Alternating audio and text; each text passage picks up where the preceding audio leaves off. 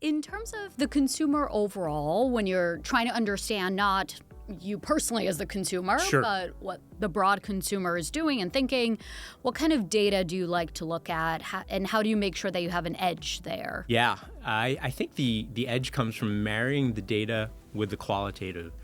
And at MAS, one of the things I'm so excited about is we're building a data set with the Chase data. And to me, the Chase data, what we're not trying to do is predict next month's sales. That will never make money. Hedge funds have started using credit card data 15 years ago. What we're trying to understand is where the consumer is spending. A lot of times I get asked the question, oh, how's the consumer doing? That's actually the wrong question to ask. The right question is where is the consumer spending? And with Chase data, we're going to be able to really decipher that.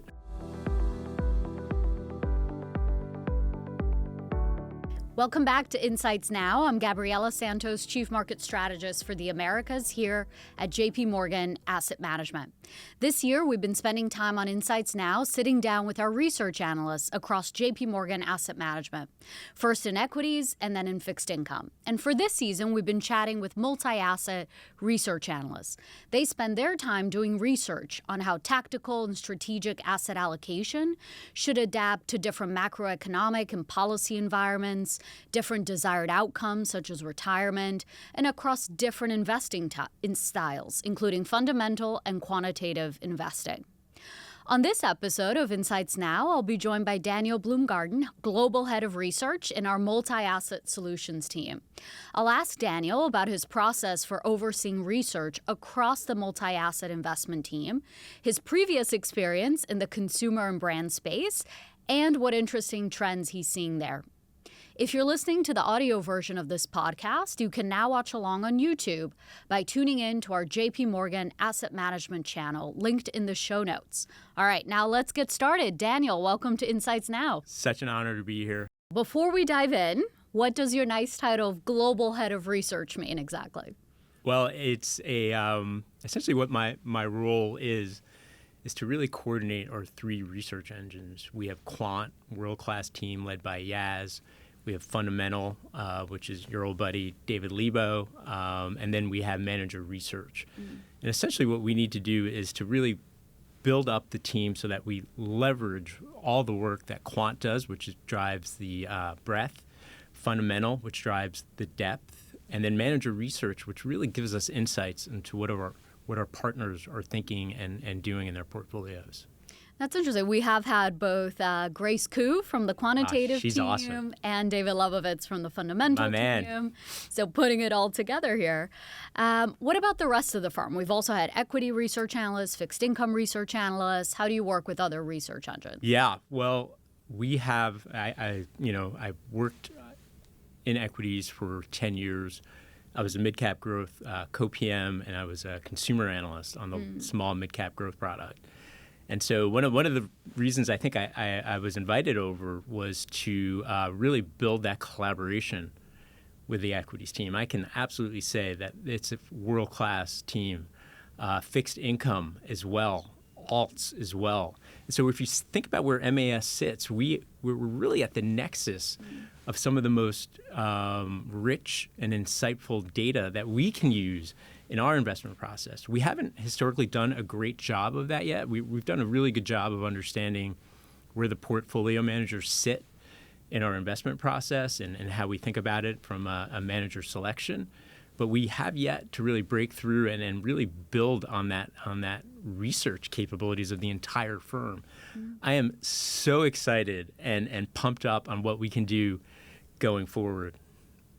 And you mentioned having spent so many years as a research analyst yourself, especially in the consumer space. So what lessons have you learned over the years about consumer sectors? And consumer? So I've invested in the consumer space for 25 years. Wow. It's I can't even imagine. I can't even believe I'm saying 25 years. That's a long time. First rule of investing in consumer is you're not the consumer. The amount of times I'm told, and when I pitch ideas where it was a consumer idea, and I hear from a portfolio manager, oh, my kid doesn't like it, or oh, I hate that product, I'd never use it. Well, guess what? Most people that I'm pitching that stock to are the 1% of the 1%. And true. so we have a broad, diverse demographic. And that's the first rule, is to really understand that. The second rule is compounders versus flash. So compounders like an O'Reilly Automotive. Here's a great stat for you. What's outperformed more since the start of 2010? O'Reilly, Amazon, or Apple? What stock has outperformed more? I know the one that I would have picked. It would have been one of those flashy mega cap names. Well, they're flashy. They're great. They're great companies. And flashy, I would have said, like, when I think of flashy, I think of like fashion designing or something. I see. But like, I'm just talking about like even great companies. Yeah. So O'Reilly Automotive is actually the number one outperformer. Wow. Why? Because they're in a space that they've developed an incredible moat. They generate excess returns, and and if you think about it on a longer term basis, used car population just keeps getting older and older and older. And what happens? You need more parts for that. Yeah. And if you think about it, O'Reilly, I think it's last I checked was like a 90-something billion market cap. Wow. Ford is around 50, GM's around 45. So again, like compounders in consumer, not sexy. Hilton is another company I think about. Compounders, not particularly sexy businesses, end up outperforming over cycles. That's incredible. It's wild. Wow. Like, oh yeah, I got great tidbits like this. Let's go. What about your definition of what flashy would be then? Flashy would be. I think of flashy maybe more as like a Lululemon or something, or a Coach. You were asking about rules. Another rule is the competitive moat in consumer is so low. Building new brands, especially in apparel, especially in food, it's just not high. Like. And so you've got to have that moat where you can generate sustainable returns over a cycle. And we actually saw that a long time ago, and this is where it helps having experience with. Do you remember Tiffany bracelets? Yes, they used to be I hot. had them in high school. They used to be so hot, right? You had them in high school. Yep. 10 years ago, and like the thing about it is they sold like hotcakes, but then the high-end jewelry started missing. And you know why? Because it started crowding out. It started affecting the way that we perceive the brands. And so it just all goes back to having it's really tough to build a moat in consumer. That's really interesting. I've always wondered who actually fits in a size 0 at Lululemon, which is like a size -4 in any other brand. So now I know. My 12-year-old daughter kids. does. Yeah. Hi, Izzy. In terms of the consumer overall, when you're trying to understand not you personally as the consumer, but what the broad consumer is doing and thinking, what kind of data do you like to look at, and how do you make sure that you have an edge there? Yeah, I think the edge comes from marrying the data with the qualitative. And at MAS, one of the things I'm so excited about is we're building a data set with the Chase data. And to me, the Chase data, what we're not trying to do is predict next month's sales. That will never make money. Hedge funds have started using credit card data 15 years ago. What we're trying to understand is where the consumer is spending. A lot of times I get asked the question, oh, how is the consumer doing? That's actually the wrong question to ask. The right question is where is the consumer spending? And with Chase data, we're going to be able to really decipher that. And we've actually started doing some interesting work on big ticket versus small ticket discretionary. And the reason big ticket matters, you feel more confident when you're spending on big ticket. And when you see that inflection point on big ticket is generally when your consumers are feeling more confident. And then you can make a lot of really robust decisions on understanding, well, if the consumer is feeling more confident, imagine how that's going to look on the macro side. And we've started looking at the data, and we're starting to actually see an uptick on $1,000 and more And we started seeing that in July and August. This is really important as you think about how depressed housing is, how depressed big ticket purchases are. And it's kind of it's a really interesting way of looking at it.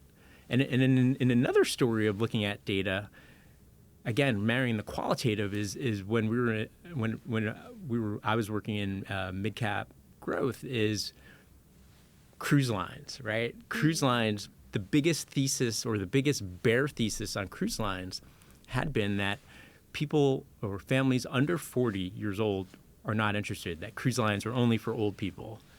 But looking and parsing through that data and understanding, are families under 40 more, are they increasing adoption of cruise lines, was incredibly helpful in understanding that and owning and making money off of that. So that's where qualitative and quantitative of understanding that data and understanding where consensus is and the thought process of an investor is. And that's, yeah, exactly. And now apparently when you're young, you do like going on cruises. Yeah, here we go. One of the biggest things is when they added Wi-Fi to cruise lines. Is that real? Yeah. Is that true? Yeah. Wow.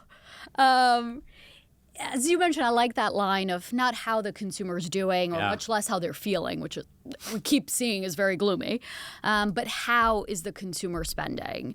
And that's really interesting that it seems like there's been a shift, and it is on bigger ticket items. Yeah. Do you think that it's lasts? the start. It's the start. I think as we look at the Fed easing, and I think it's a good indicator. We've also had 3 years of big ticket, basically a pothole in big ticket spending after the COVID boom. So you kind of have to use that, understand where consensus is and where people think, and marry that together. I'm a little bit more optimistic on the housing market. Yeah. And these big tickets would include related to housing, furniture, services. This is where I'll be helping MAS is you're seeing companies talk about it as well. You're seeing you're seeing Lowe's, you're seeing Home Depot, you're seeing home furnishing companies talk about starting to see a bottoming out, and it's really important to think about it not just in terms of inflection points, but where is it going over the next 12, 18 months? I've always been amazed time and time again with the American consumer, just the willingness, the ability to spend, thick and thin. It really takes a lot, doesn't it? That's why you said it really well. That's why it's not how the consumer's doing, it's where it's spending. Now, consumers are still drifting towards value more than ever. You see that in the off-price. You see that with Walmart comps. But you see that with Costco comps. But that's an important element is where are they spending and what do they choose to spend on?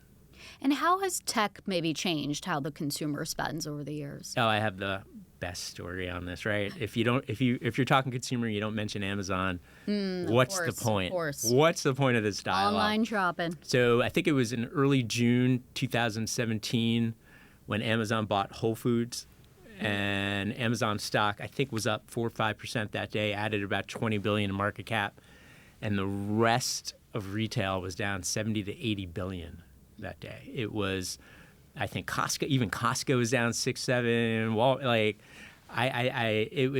was a bloodbath, and that was, and obviously as a consumer investor, we were talking about Amazon way before that, but that was kind of the tipping point.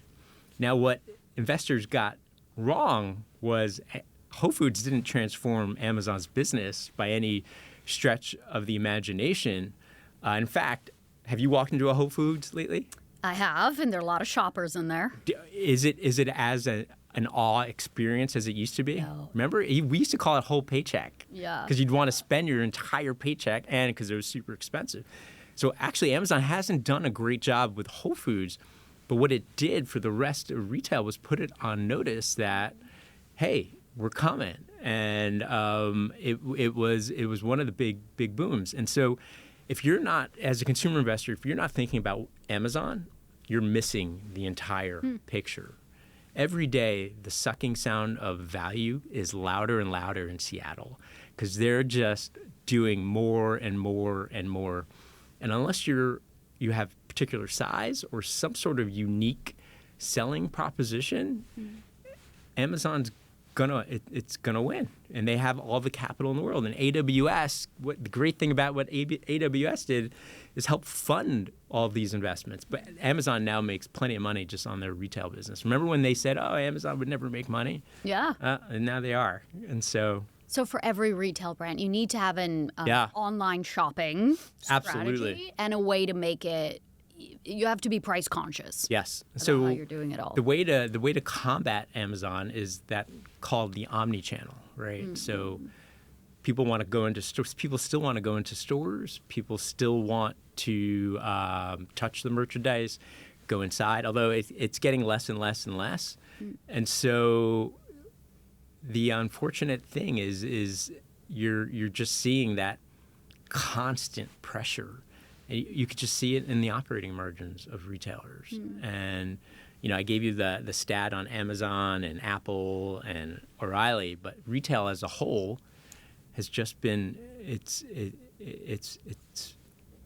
been so weak. And so my last lesson, and not my last lesson because I've got plenty of other lessons, but my most important last lesson is it's never too late to sell cheap retail. Retail can always get cheaper. The operating leverage in retail is so high because you've got rent and you've got labor. Is that once you start cutting if you start cutting labor, more people are going to, or coming into the store will become less attractive, and you can't do that. And you can be very optimistic on the consumer. Totally. But that doesn't necessarily mean buy retail stocks broadly. No. What about another challenge that I suspect retailers are dealing with, which are tariffs? Yeah. Right? In addition to all kinds of supply chain reorganization that's been happening for years now, how have manufacturing supply chains adapted? Yeah. Tariffs are not new, right? Tariffs started in 17 and 18. Yep. And a lot of retailers started working on that playbook ahead of time. And I'm thinking of one retailer named Floor & Decor. You ever hear of it? No. It is a 60,000 square foot or 100,000 square feet. Imagine something a little smaller than a Home Depot, but that big with just flooring. And 60% of their flooring of their product came from China in 2018. And by 2024, I think it's down to 20%. So great retailers are going to adapt. They just need to know what the rules of the game are. And when I speak to retail executives, as long as they understand where the rules are, they'll adapt. But it helps having a lot of scale as well. And so, one of the things I think we're not seeing quite yet is all the price increases that we thought we'd see. We've been surprised on inflation hasn't risen. Yeah, and so if you listen to Amazon keeps talking about reinvesting price increases into driving market share. They care about driving market share. Same thing with Walmart. They care about driving market share. The weaker retailers are having trouble doing that because they weren't driving market share to begin with. And now they've got to deal with price increases as well. And so I think I think the holiday period will be really interesting to see if they're, the big companies are just going to keep driving a stake in it. And so, but if you're big, it helps. It helps a lot. And, we've talked about headwinds to actual retailers, not just this year, but in general. What bright spots do you see, though, in the consumer space? So the bright spots I see is, clearly a strong equity market is great for, that top end that owns stocks and it has that exposure and real estate prices are still very, very strong.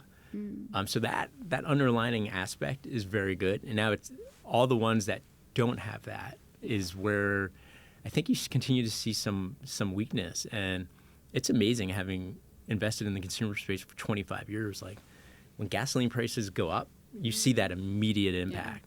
I think one of the things that people need to really look at to understand discretionary spend, especially on the lower end, is looking at restaurant spend, because that's something that, you know, a $50 to $100 check is actually it's actually sizable in that income range. And so are they, you know, is that increasing or is that decreasing, to really have a better understanding? And that's an immediate discretionary need, right? You don't need to go out to a restaurant, but you want to go out because it's entertainment, it's an enjoyment.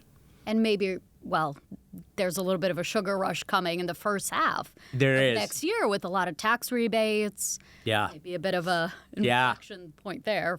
There is, and it's, you know, it's, as an investor, it's what's priced in now, right? We're obviously everybody sees this, and so stocks have absolutely started pricing that in. They never get it right all the way on the upside, and then they never get it wrong on the downside. And so I just go back to 2021, we had all that stimulus, and nobody, you know, consumer companies were blowing numbers out. And when that stimulus got pulled back and we started having inflation, so many of them just got destroyed in terms of the deleverage aspect. And so, you know, you try to look at, I try not to look at like just 26. We're trying to be more thought-provoking at 27, at 28. It's like once you get off that sugar rush you just talked about, what happens afterwards? And that's crucial. That's where looking at the data is going to help. That's where speaking to management teams is going to help. That's where using our unbelievable equity partners and fixed income partners and alt space is going to help us in our investment philosophy. Yeah, there's no protein boost, and that sugar rush is just you got to build a little muscle. Yeah, and I can clearly tell the passion there with the consumer, which I love as well. How did you first get in this space 25 years ago? Why the consumer? Dumb luck. So when I went to business school, I interviewed for the sell side research. One of the people I interviewed with ended up was from my town, and he was a hardline retail analyst. He covered Best Buy and Radio Shack. Remember Radio Shack? Oh, yeah. And Circuit City. Remember Circuit City? I do. What have I said? Don't buy cheap retail because the gifts get cheaper. And so I connected with him, and he's like, oh, you should do the internship with me. And 25 years later, here I am. What's up? And it's still changing so much. It's so exciting. It will look absolutely different in 5 to 10 years. I bet. Now it's the time for the bonus round. Oh, yeah. We like to ask, you know, if you had a book or a podcast or a journal, whatever, or a movie, whatever it might be, that you'd recommend for people that want to get to know either research better or the consumer, what would you recommend? And one external and then one internal that you find useful. Yeah. So on the, so you said book and what was it? Anything. Choose your medium. Yeah. So one book, I love big thinking, like macro books in the sense of like, you ever read The Box? No. So it's about global transportation and global shipping. And you know how we all take for granted these containers? Well, guess what? 100 years ago, they didn't exist. And what these global containers and this shipping did was transform global trade, reduced global trade costs by 95%. Wow, that's wild. Previously, it was a bunch of union people going into boats, taking the stuff out. And you can imagine, right, all that labor. But then you had to build the infrastructure. It took 30, 40, 50 years to get all the politicians, everyone to agree on this. But once it happened, it was magical. And what it did to the world economy was transform it. Another book I would recommend is, and if you're interested in consumer investing, is pick your favorite brand, pick your favorite company. There's probably an autobiography on it by the founder. Read that book and understand their thinking behind it.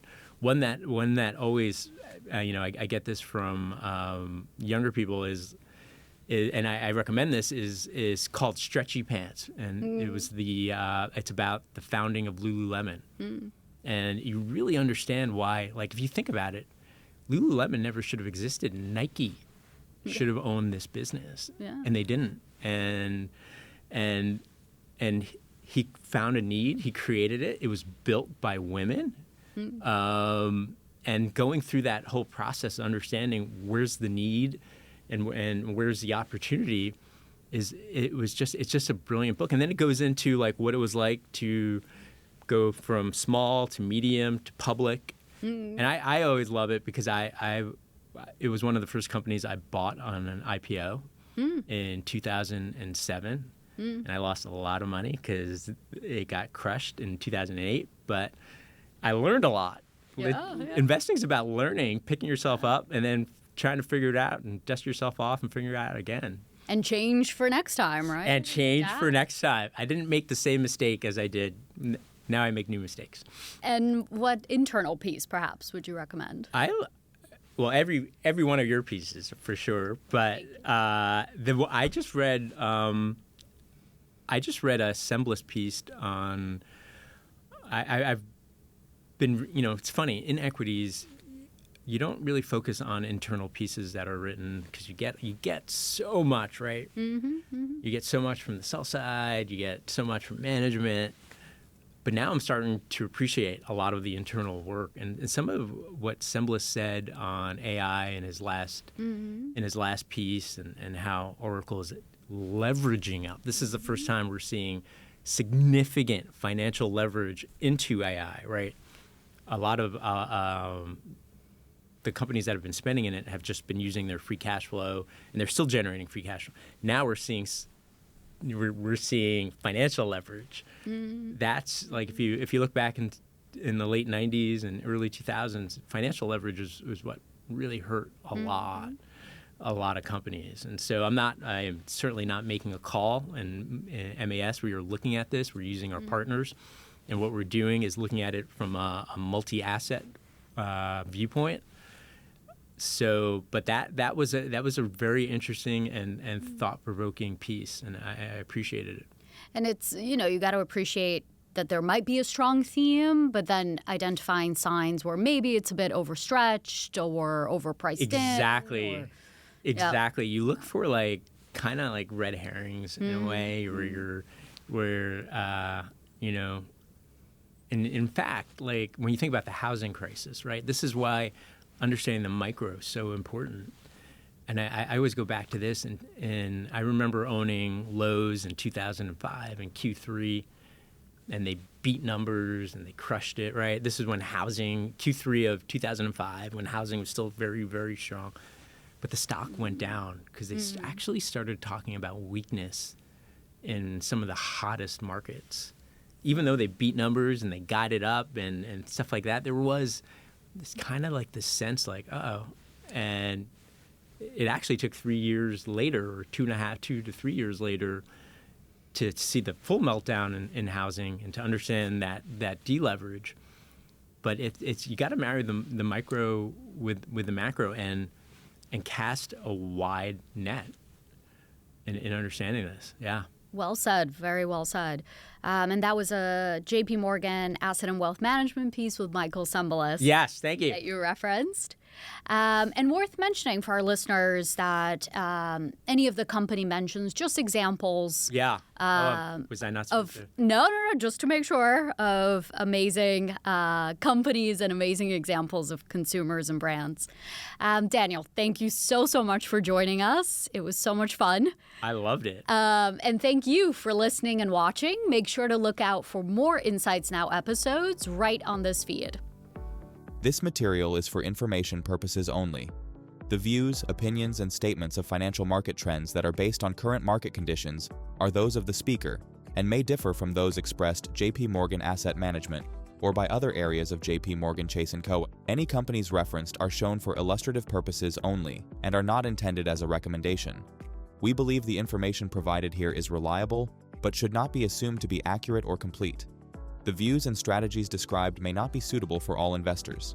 This content is intended for information only based on assumptions and current market conditions and are subject to change. No warranty of accuracy is given. This content does not contain sufficient information to support investment decisions. It is not to be construed as research, legal, regulatory, tax, accounting, or investment advice. Investments involve risks. Investors should seek professional advice or make an independent evaluation before investing. The value of investments and the income from them may fluctuate, including loss of capital. Past performance and yield are not indicative of current or future results. Forecasts and estimates may or may not come to pass. JP Morgan Asset Management is the asset management business of JP Morgan Chase & Company and its affiliates worldwide.